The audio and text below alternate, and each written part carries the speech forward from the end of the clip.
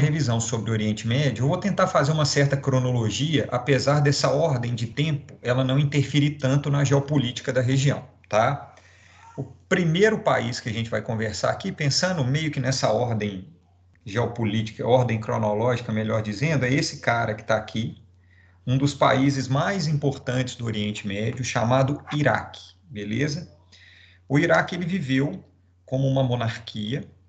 Essa monarquia sofreu um golpe no final dos anos 50, instaurando uma república, e essa república sofreu um golpe na década de 60, apoiado pelos Estados Unidos, com uma visão ali geopolítica regional. O Iraque, uma das grandes reservas de petróleo.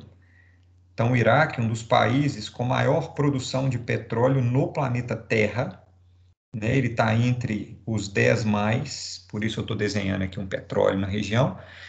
E aí o Iraque sofre um novo golpe na década de 60, quando, nessa década de 60, quem assume é um governo apoiado pelos Estados Unidos, do famosíssimo Saddam Hussein. Beleza? O Saddam Hussein ele assume o governo na década de 60 e ele fica no governo até o ano de 2003. Tranquilo?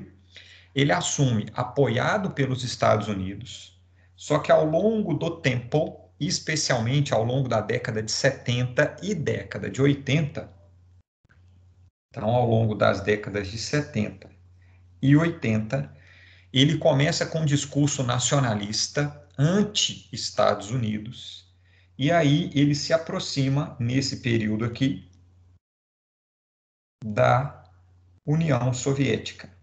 Lembrando que é o período da Guerra Fria.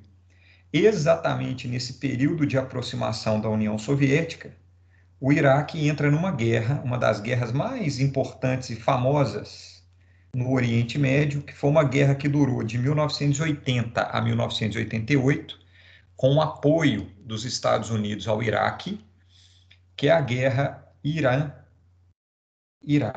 Então, os Estados Unidos apoiam o Iraque e, claro, desculpa, volta a frase, a União Soviética apoia o Iraque e os Estados Unidos apoiam o Irã nesse conflito que aconteceu.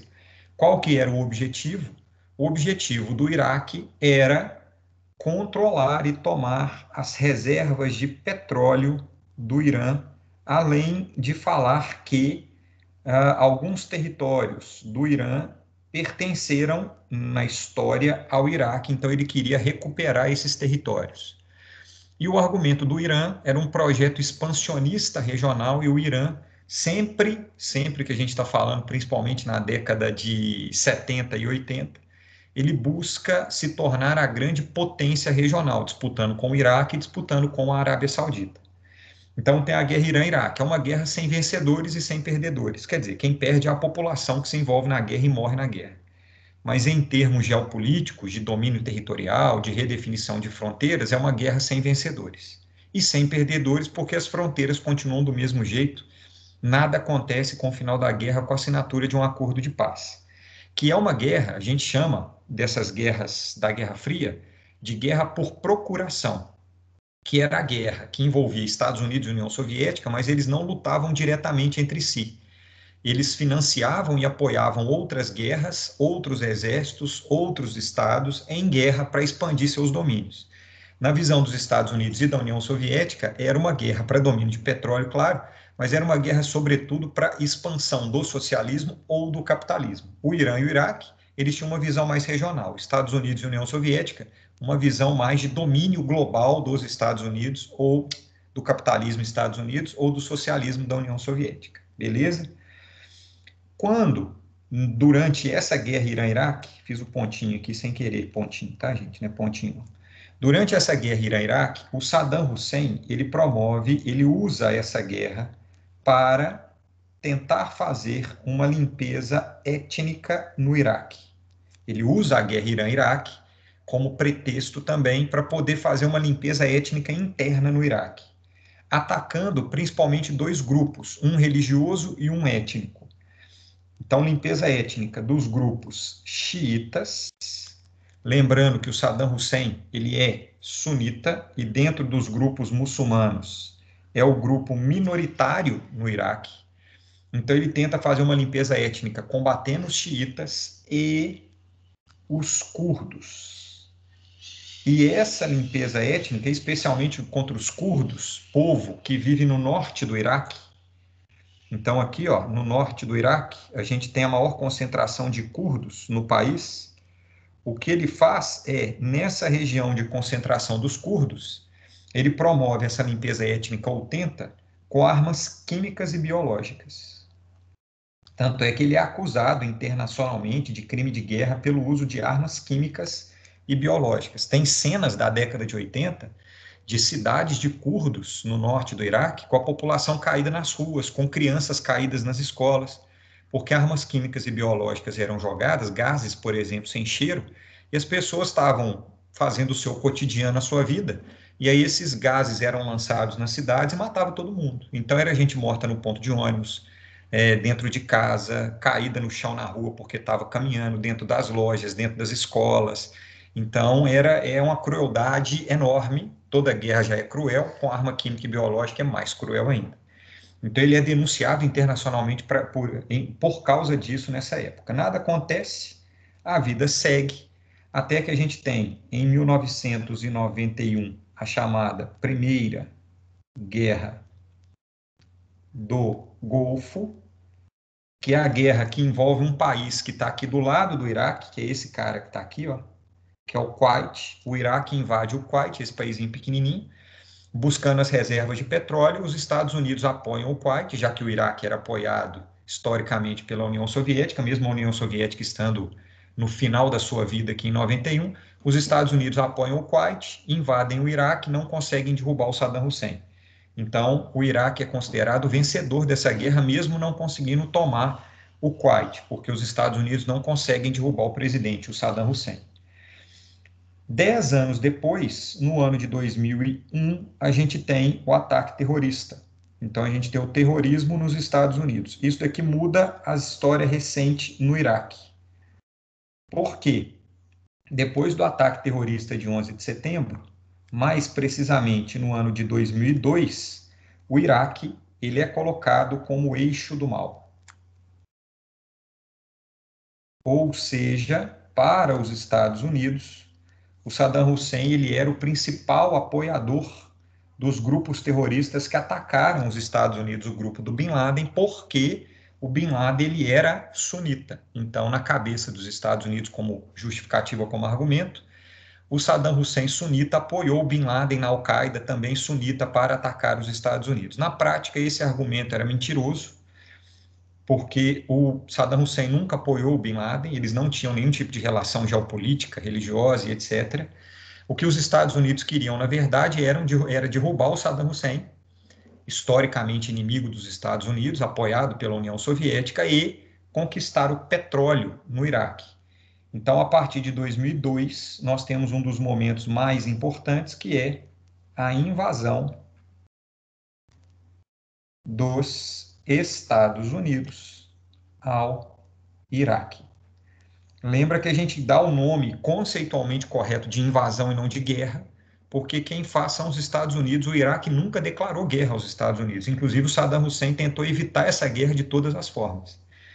Mas os Estados Unidos, mesmo indo contra o Conselho de Segurança da ONU, que nega a autorização para essa guerra, veta isso, os Estados Unidos eles invadem o Iraque, apoiado especialmente pela Espanha e apoiado pela Inglaterra, principalmente, e no caso regional, muito apoiado pela Arábia Saudita, que é esse maior país que está aqui, ó, esse daqui é a Arábia Saudita, beleza? Os Estados Unidos, que é um grande parceiro dos Estados Unidos no Oriente Médio.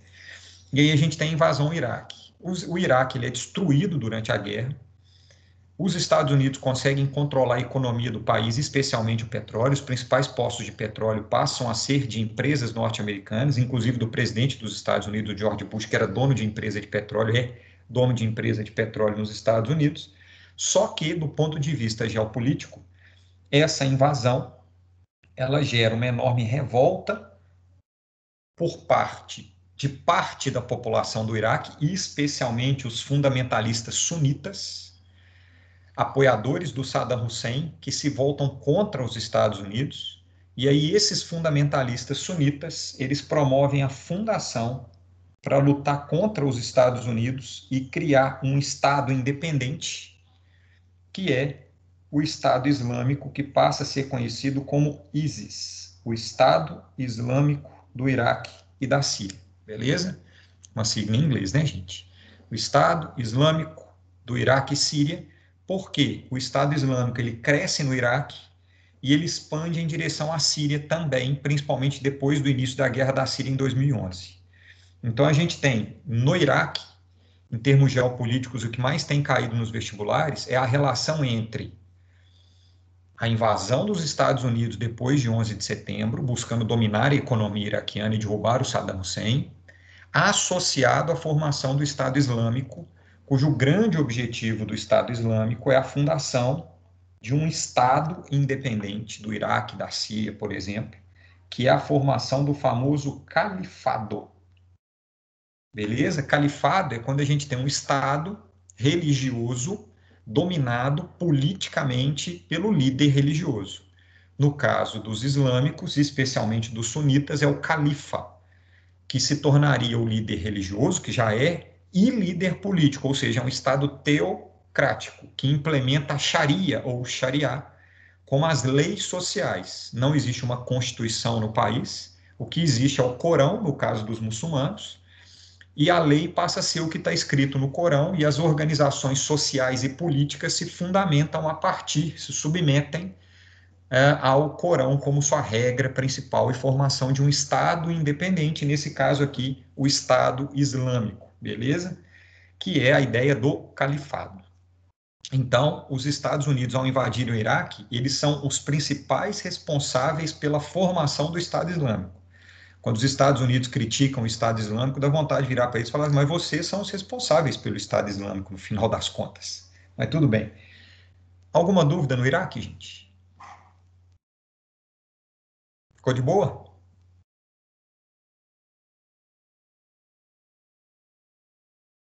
Então tá. Aí a gente vai para o Irã, já que eu citei o Irã aqui, ó, guerra Irã-Iraque. O Irã, eu acho mais simples de entender do que o Iraque, ele tem menos variáveis. O Irã, ele era um dos países mais abertos do Oriente Médio. Deixa eu só fazer aqui para o desenho ficar bem bonitinho, gente. Ele era um dos países mais abertos do Oriente Médio, considerado um dos países mais ocidentais no Oriente Médio. As mulheres podiam ir para a praia de biquíni, as mulheres podiam sair às ruas, podiam estudar, podiam participar dos cargos públicos e jurídicos, eram independentes. Era o país mais aberto, socialmente falando, do Oriente Médio ao longo dos anos 60 e ao longo dos anos 70. Essa grande abertura, ela fez com que o Irã, aproximando dos Estados Unidos, etc., fez com que as religiões e as lideranças mais fundamentalistas do Irã, principalmente relacionadas a questões econômicas, do governo tomar algumas propriedades dessas lideranças religiosas, e voltada aos costumes da população, né? Esses fundamentalistas começam a falar que a sociedade ela estava ficando ocidentalizada demais, que a gente tinha que apoiar os costumes tradicionais da população iraniana e etc. Então, a população mais tradicional, mais conservadora, ela começa a ganhar força na medida em que o Irã se abre socialmente e se torna uma sociedade cada vez mais igualitária. O resultado desse movimento é que, no ano de 1979, nós temos a famosa Revolução Islâmica no Irã. Essa Revolução Islâmica ela é promovida pelos fundamentalistas xiitas no país. Por isso, no Ocidente, como a Revolução Islâmica ela ficou muito famosa no Ocidente, porque um dos instrumentos da Revolução foi os revolucionários invadirem a embaixada dos Estados Unidos e deixarem essa embaixada sequestrada durante 1 ano e meio, quase, 400 e poucos dias de sequestro. Isso acabou ficando muito famoso no Ocidente, pelas coberturas que aconteceram em relação a esse sequestro da embaixada dos Estados Unidos. Então, criou-se no imaginário ocidental que todo xiita é fundamentalista. E isso é falso, né, gente? Os xiitas, eles são um entendimento da religião muçulmana. Sunita é um outro entendimento da religião muçulmana, tá? Não existe relação entre xiita ou sunita e o fundamentalismo. Existem fundamentalistas, independente da linha que ele segue. Igual no cristianismo, por exemplo, tá? Existem os católicos fundamentalistas, os protestantes fundamentalistas, os espíritas fundamentalistas, todos dentro do espectro do cristianismo. É igual no islamismo. Então a gente vai ter a Revolução Islâmica no Irã. É uma revolução que implementa no Irã as políticas fundamentalistas, ou seja, o fundamentalismo. E um dos instrumentos do fundamentalismo islâmico é a implantação da Sharia ou Sharia, que aí você pode escrever com SH igual tá aí, ou com X ou com CH, tá? O aportuguesamento permite essas várias variáveis. Então, a Sharia, SH, é o jeito mais certinho de escrever, mas os outros jeitos também são aceitos, que é quando a gente tem a implementação da lei do Corão, das escrituras sagradas para os muçulmanos, como a regra social. A Constituição é deixada de lado e vale a lei religiosa de acordo com a interpretação dos fundamentalistas. Isso é o mais importante. E aí o Irã ele se torna fundamentalista. Nessa lógica do fundamentalismo, a gente tem a aproximação durante a Guerra Fria com os Estados Unidos, principalmente numa visão dos Estados Unidos regional, tá? E essa aproximação com os Estados Unidos, na visão dos Estados Unidos, ela está associada, em primeiro lugar, à Guerra Fria, igual a União Soviética tinha se aproximado do Iraque, né? Guerra Fria, e em segunda medida, o petróleo, já que o Irã é uma das maiores reservas de petróleo do planeta Terra, beleza? Só que ao longo do tempo, principalmente depois que a União Soviética acaba, na década de 90, e essa lógica socialismo-capitalismo ela é praticamente desfeita no cenário internacional, a gente tem o início do distanciamento do Irã em relação aos Estados Unidos. Ele começa a se distanciar, sobretudo 1989, quando a gente tem a morte do principal líder da Revolução Islâmica, que é o Ayatollah Khomeini. Ele foi o cara responsável por dar o golpe no Shah Reza Pahlavi, ou Pahlavi, que era o presidente do Irã, que abria o Irã e etc. E aí o Ayatollah Khomeini, o Shah e o Ayatollah são hierarquias dentro dos muçulmanos, tá? Ele dá o golpe nesse camarada, no Reza Pahlavi, e implementa a Revolução Islâmica e se aproxima dos Estados Unidos. Quando ele morre em 89, então ele domina o Irã de 79 a 89, a gente tem o início do distanciamento do Irã em relação aos Estados Unidos. Então, a década de 1990 até agora, 2020, ela é marcada por um distanciamento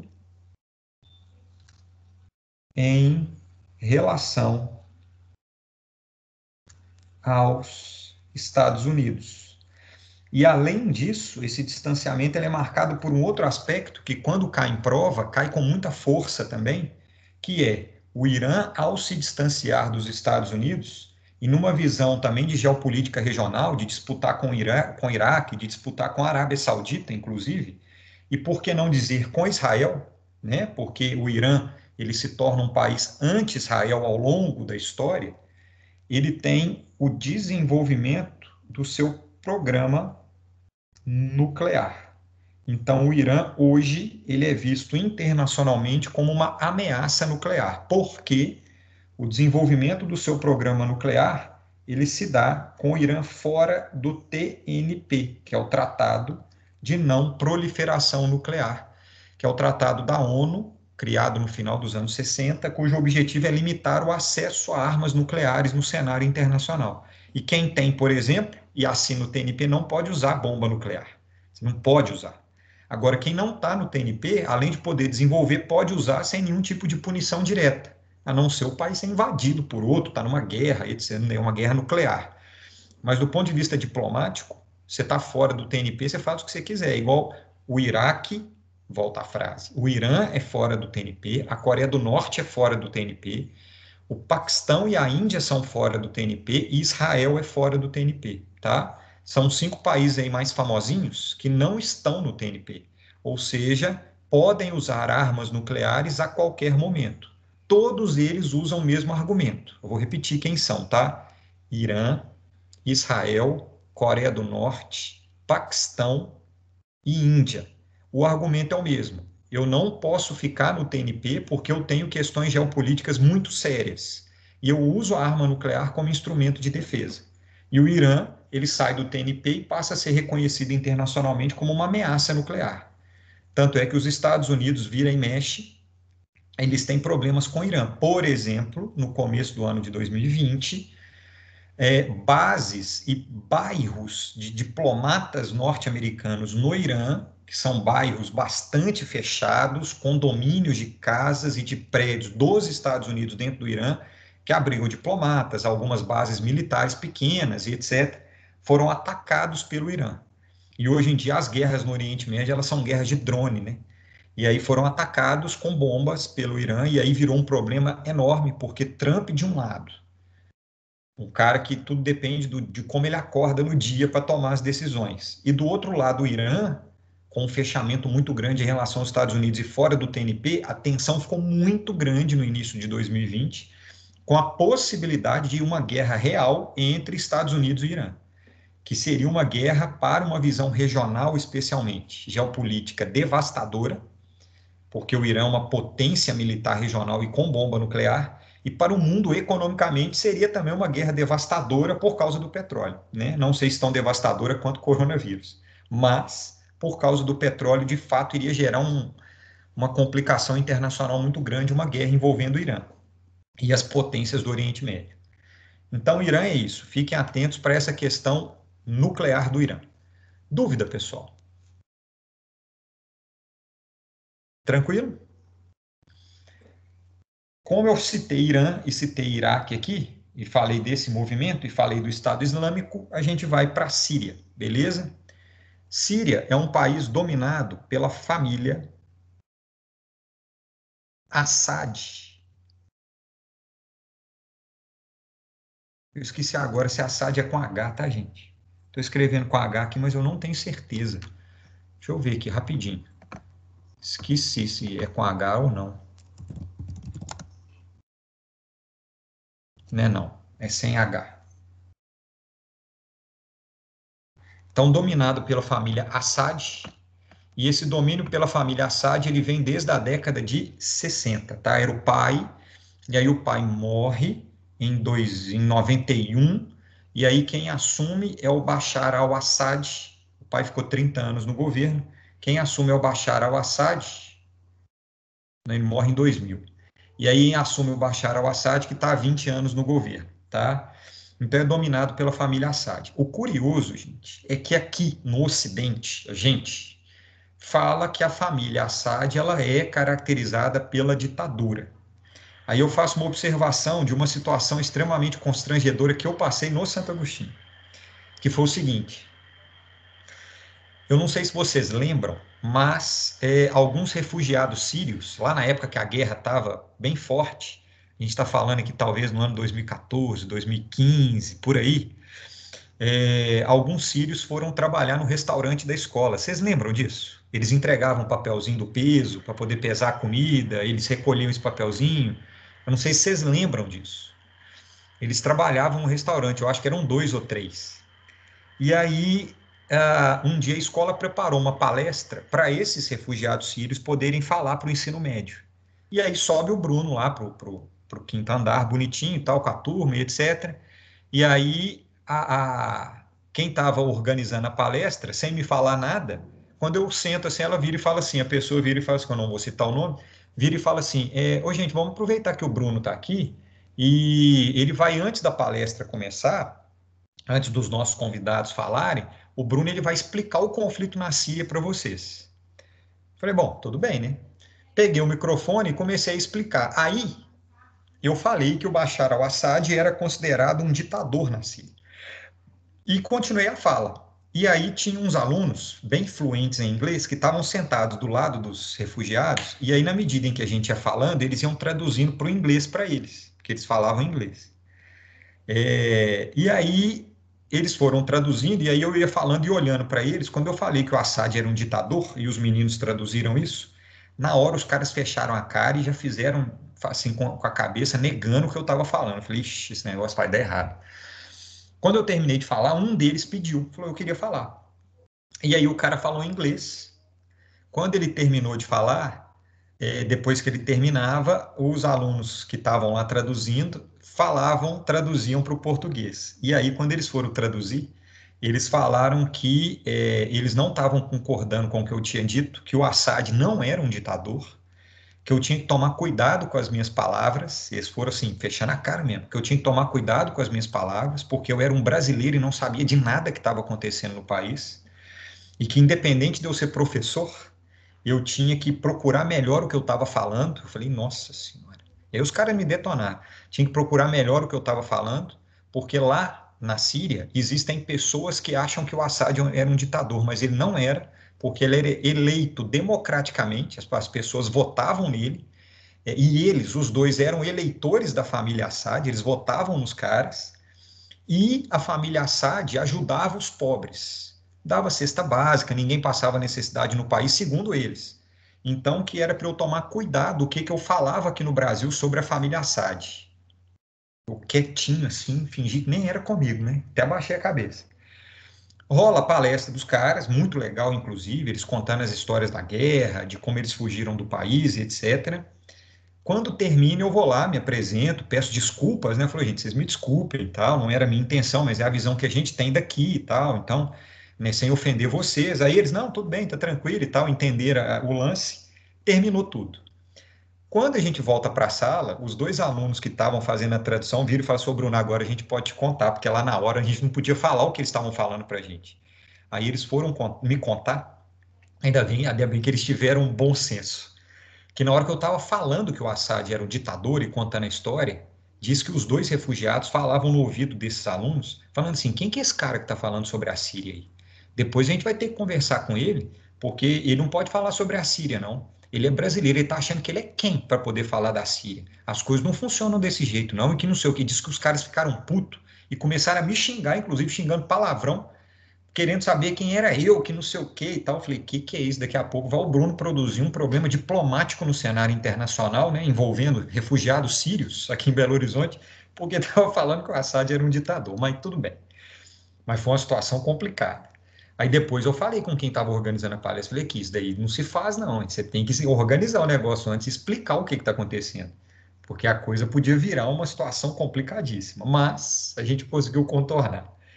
Bom, a família Assad, na visão nossa, ela é uma família que controlava o país, que controlava os meios de comunicação, apesar de eleita democraticamente, é considerada uma família de ditadores, tá?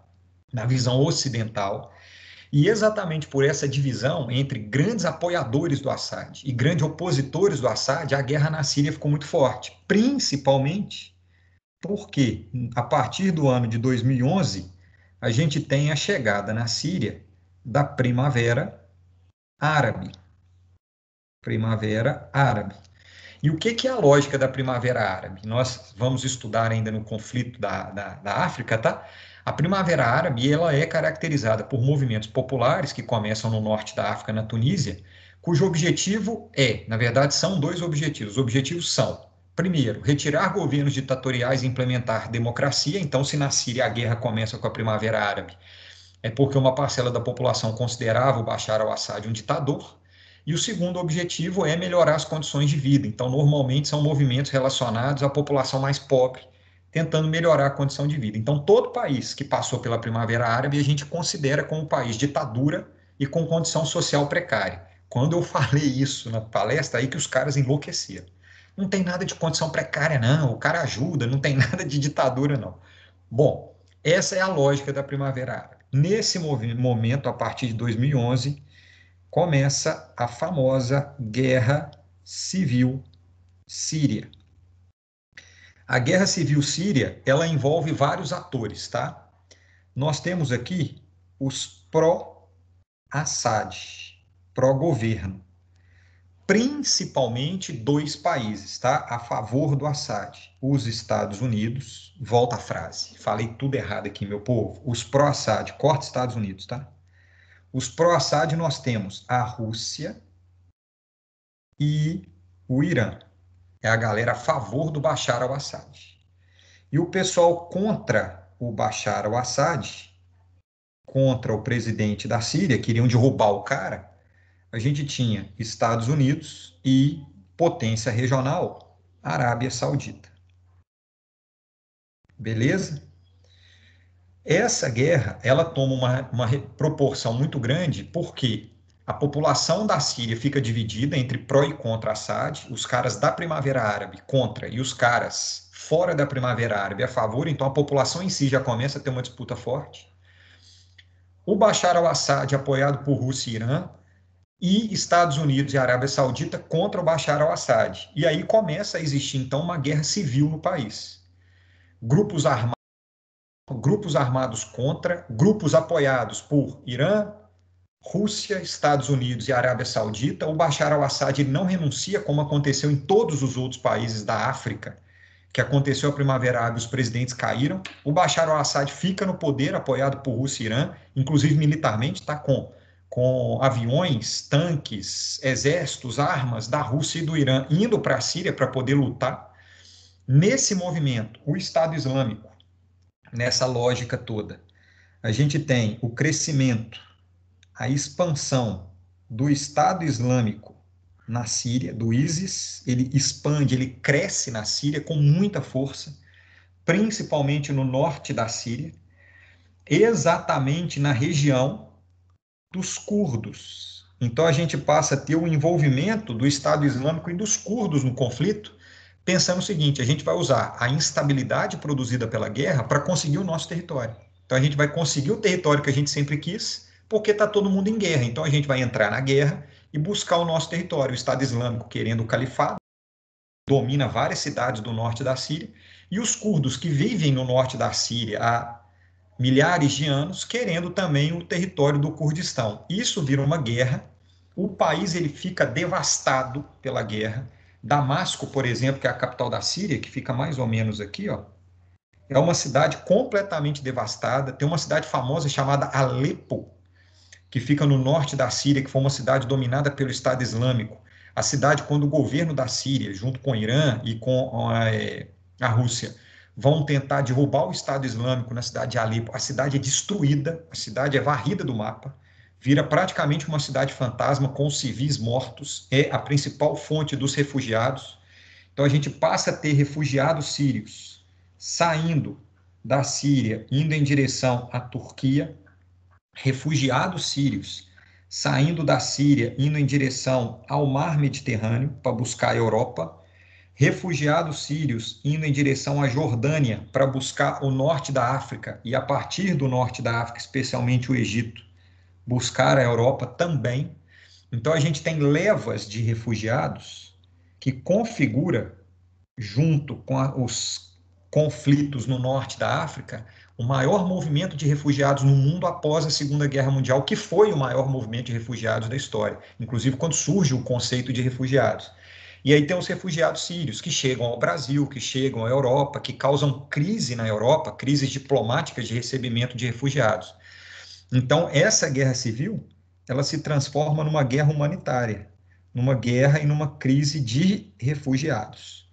Hoje, o Estado Islâmico ele já foi amplamente combatido com a ajuda dos curdos, apoiando Síria, governo sírio, para combater o Estado Islâmico, sempre querendo o território dos curdos independentes. Eles conseguem combater o Estado Islâmico ele foi muito diminuído, o governo da Síria já expandiu, já cresceu bastante de novo na região. Então, toda vez que fala Síria, o país ainda está em guerra civil, está destruído e sempre fala sobre refugiados, tá? Fiquem atentos no tema refugiados e refugiados sírios, indo em direção à Europa e, por que não, ao Brasil, recebe também bastante refugiado sírio, mas especialmente a Europa, criando crise de refugiados e crises políticas na União Europeia por causa dessa entrada de refugiados em direção à Europa, seja pelo mar Mediterrâneo, seja por terra aqui, buscando Grécia, buscando Hungria, países do leste europeu, para conseguirem entrar na Europa Ocidental. Dúvidas sobre Síria, meu povo? Tranquilão? Muito bem. Para fechar essa revisão, Israel-Palestina. tá? É o conflito que tem mais variáveis. Eu vou tentar resumir ao máximo o processo aqui, porque vocês já viram várias aulas sobre Israel-Palestina. Quando a gente fala no conflito Israel-Palestina, é um conflito histórico, mas que a gente resume esse processo ao movimento que existe a partir de 1947, 1948, quando nós temos por parte da ONU a criação de dois estados, que é o Estado de Israel e o Estado da Palestina. A partir desse momento, os conflitos começam a existir na região, envolvendo quem tem direito sobre os territórios, tá? E aí começam as guerras. E existem ao todo, são consideradas, apesar de pequenos conflitos nesse processo, 4 guerras. A primeira, chamada de Primeira Guerra Árabe-Israelense, é a guerra de criação do Estado de Israel. É uma guerra que acontece entre 1948 e 1949. É a guerra de criação de Israel. É uma guerra na qual os árabes, Egito, Jordânia, Síria e Líbano, não aceitam a criação do Estado de Israel, são contra a criação desse Estado. Deixa eu só marcar a Síria aqui para o negócio ficar bem bonitinho. Não aceitam a criação do Estado de Israel, invadem o território delimitado pela ONU, que seria o território de Israel, para tentar impedir a criação do Estado. Com isso, os árabes negam a resolução da ONU de criação do Estado de Israel ao invadirem o território. Israel, em contrapartida, também invade o território militarmente, muito apoiado pelos Estados Unidos, porque ainda não tinha um exército muito forte. Invadem também o território, também negando a resolução da ONU, então uma negação mútua da resolução da ONU, invadem o território, e na criação do Estado de Israel, a gente tem nessa guerra a criação de apenas um Estado, que é o Estado de Israel. O Estado palestino não é criado a partir dessa guerra. Essa é considerada, é chamada Primeira Guerra Árabe-Israelense. A Segunda Guerra, ela acontece, chamada Segunda Guerra Árabe-Israelense. Ela é uma guerra marcada pelo ano de 1956 e ela é conhecida como Guerra de Suez. É um conflito produzido especialmente pelo Egito para tentar controlar o canal de Suez, que é esse canal que está aqui, ligando o Mar Vermelho ao Mar Mediterrâneo, e ao mesmo tempo militarizando áreas do Mar Vermelho para tentar sufocar Israel economicamente por meio do combate, do controle do comércio marítimo. Isso produz, por consequência,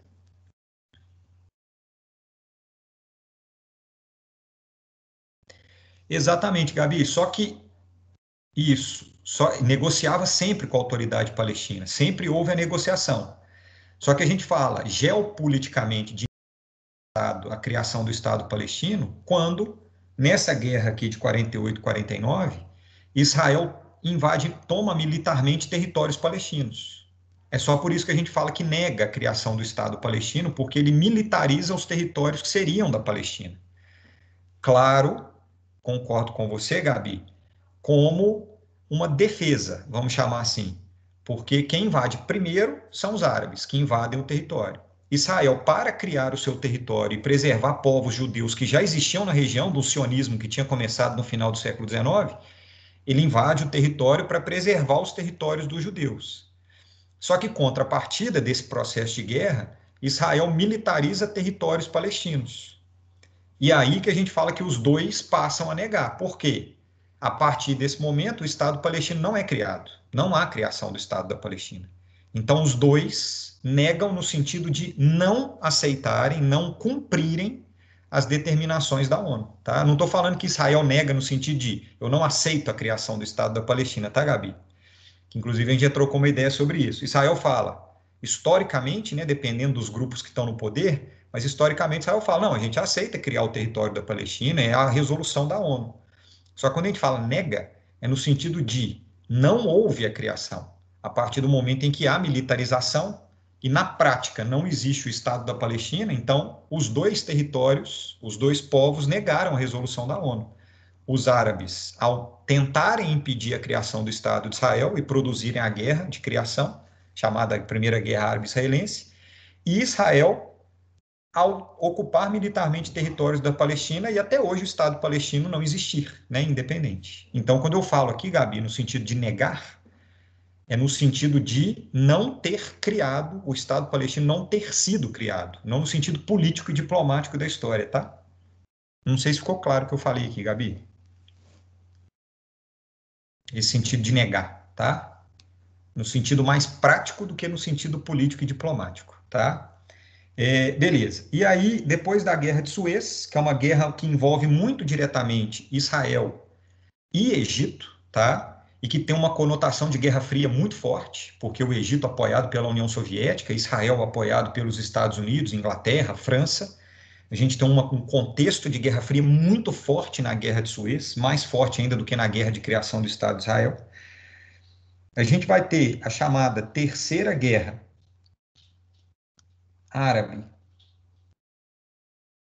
Árabe-Israelense, que é considerada, tá, em termos de cobrança nos vestibulares, a guerra mais importante. O vestibular sempre vai cobrar essa guerra aqui, pode ter certeza, tá? FUVEST, Unicamp, Enem, o Enem, inclusive, teve um ano que foi o ano que caiu mais, eu acho que caíram 3 questões sobre essa guerra, especialmente, que é a chamada Guerra dos 6 Dias. Uma guerra que dura realmente 6 dias e que, na visão de Israel, é uma guerra em que Israel ataca para não ser atacado. Tá? Inclusive, na aula gravada, eu falo sobre os antecedentes dessa guerra. O Egito, especialmente, preparando uma ofensiva muito grande a Israel em 1966, 67, se aliando aos países árabes, criando uma liga militar mútua, fazendo com que a ONU retirasse as tropas de paz da região da Península do Sinai, que a ONU garantia ali uma certa estabilidade entre Egito e Israel. Então a gente tem um movimento muito forte, principalmente do Egito, nos antecedentes dessa guerra, 1966, que levam Israel, inclusive os palestinos se organizando também, né, na OLP, fundando a OLP, Organização para a Libertação dos Palestinos, na figura do Yasser Arafat, e a Israel, para não ser atacado, ele acaba atacando, chamado então um ataque de defesa, né? Eu ataco antes de ser atacado, eu me defendo antes de ser atacado. E aí nessa guerra, Israel acaba expandindo seu território, ocupando a Península do Sinai, que é um território maior do que Israel, só a Península do Sinai.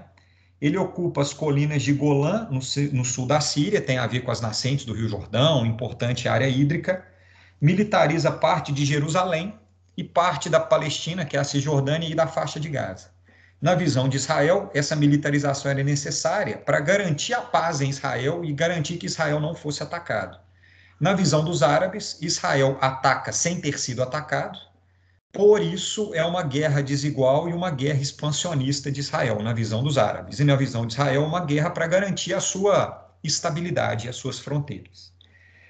Essa guerra, ela dura 6 dias, até que a gente vai para a quarta guerra, para eu fechar a aula.